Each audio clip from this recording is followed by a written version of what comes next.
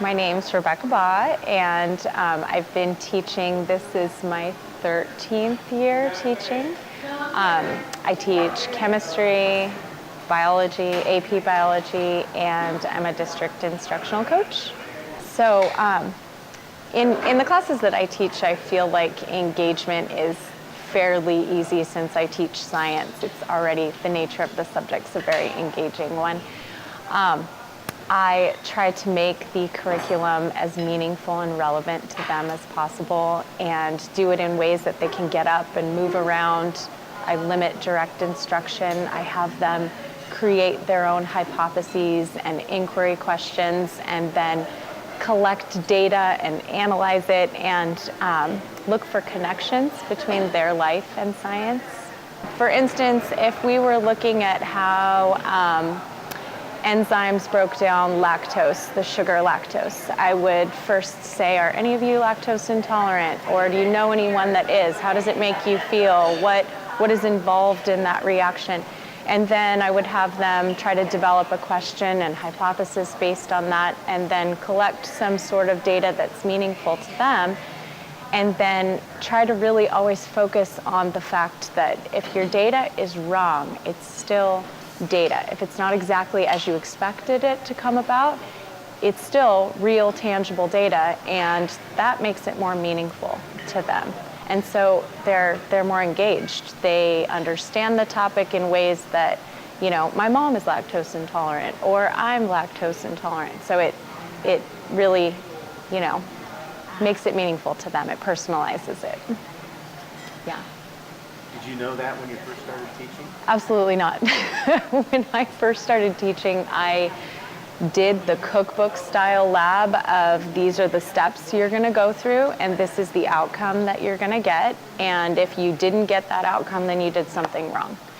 And really, you know, 99% of science is getting the wrong answer. Most of the time we don't come about at the right answer, you know, right off the bat. And I feel like over the years, really changing that mindset for me has allowed it to progress into something meaningful for them, because they can realize, okay, it's not all about did I get the answer that she wanted me to get or the answer that the textbook wanted me to get, but did I get an answer, and can I go somewhere with that?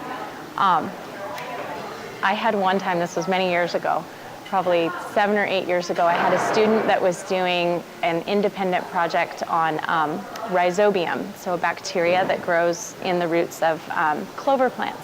And he was trying to look at the interrelationship of the plant. Well, I gave him a key to the lab. It was at a charter school. And over Thanksgiving break, he was supposed to water his plants. He forgot. And what came about from that is that he discovered that, oh, gosh, the data that I was supposed to collect about the symbiotic relationship isn't what I got at all, but he discovered that the bacteria allowed the clover to be resistant to drought situations. And that was a new discovery that came about from, you know, the experiment going the wrong way. And so now I try to infuse my 9th grade and my lower level science with that idea that, you know, if you mess up, maybe you'll discover something that is meaningful to another situation in science.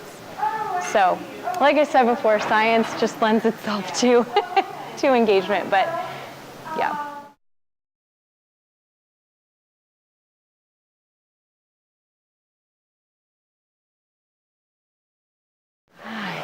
The most fulfilling aspect of the job is absolutely getting getting students to rediscover their love of science that I think everyone has when they're little.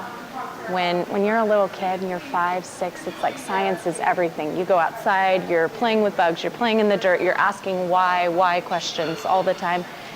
And somewhere along the way, and I'm not sure when, that love kind of gets lost. Maybe it's bogged down with vocabulary, I'm not exactly sure. But when they come to me, my most fulfilling thing is to get them to rediscover that and to love it again and not be afraid to question and not be afraid to get the wrong answer. My least fulfilling is probably the lack of collaboration that happens. And additionally, the lack of time to really give the good summative assessment feedback that they need. When you're trying to develop good lessons, it's like that summative piece kind of falls to the wayside. So you can infuse your formative assessment pieces in there, but the writing and really giving them tangible feedback, there's just not enough time. And I feel like it's a bummer. That's something that I would, like to do more of.